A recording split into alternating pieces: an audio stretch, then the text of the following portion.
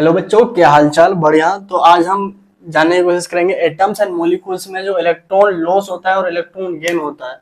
तो electron loss क्यों होता है और इलेक्ट्रॉन गेन क्यों होता है। तो इसका सीधा साधा एग्जांपल है कि कोई भी चीज, अगर आप नॉर्मल लाइफ में अगर किसी भी इंसान को देखेंगे तो सबको पढ़ लिख कर स्टेबल होना चाहता है। तो अब दुनिया में हर एक चीज, चाहे हम ह्यूमन की बात करें, चाहे वो कोई एनिमल्स हो या फिर कोई बर्ड्स हो, तो सबको क्या हो रहा है, अपने जीवन में स्टेबल होना चाहता है। उसी तरीके से जितना भी एलिमेंट्स हैं, ये सारे एलिमेंट जो होता है वो अपने आप में स्टेबल होना चाहता है। तो स्टेबल होने के लिए इनको इलेक्ट्रॉन लॉस और इलेक्ट्रॉन को गेन करना पड़ता है।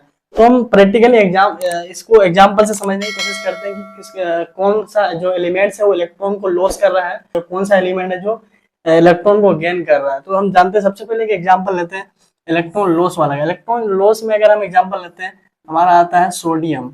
सोडियम में हम जब प्लस लगाते हैं, ये जो प्लस का हमारा ये जो आइकन है, ये जो प्लस का हम चिन्ह देते हैं, इसका मतलब क्या हो रहा है कि यहाँ पे इलेक्ट्रॉन क्या हो रहा है, लॉस हो रहा है। तो इलेक्ट्रॉन यहाँ पे लॉस हो रहा है। और सोडियम के पास पहले सोडियम का एटॉमिक नंबर कितना है, 11 है। तो सोडियम में 11 एटॉमिक नंबर है। तो हम इसका ये करें सर कि जो एक इलेक्ट्रॉन हमारा लॉस हो रहा है, तो एक इलेक्ट्रॉन लॉस हो रहा है सोडियम से, तो इसका मतलब एक इलेक्ट्रॉन लॉस, ऑलरेडी इसके पास कितना इलेक्ट्रॉन था, 11 था। एक लॉस हो गया और बचा 10।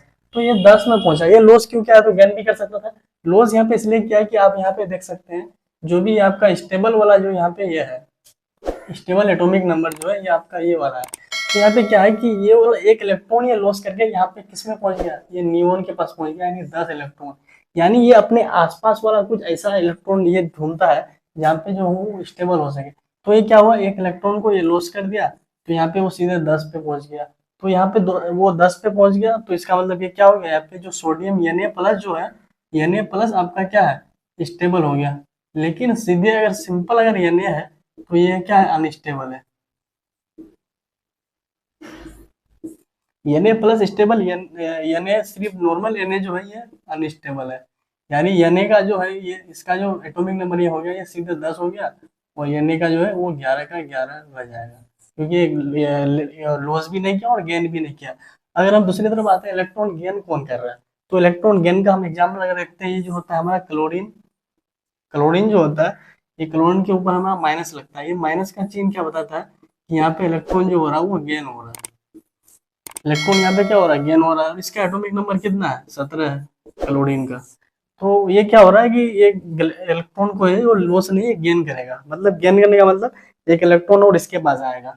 तो एक इलेक्ट्रॉन जब ये गेन करेगा तो यहाँ पे 17 ऑलरेडी था और एक इलेक्ट्रॉन और आ गया, यानी 18 हो गया। सर ये 18 क्यों हुआ, 18 इसलिए हुआ कि आर्गन जो है, जो इस ये वाला जो हमारा एटॉमिक नंबर है, यहाँ पे स्टेबल एटॉमिक नंबर है, तो ये 18 के पास पहुंच गया।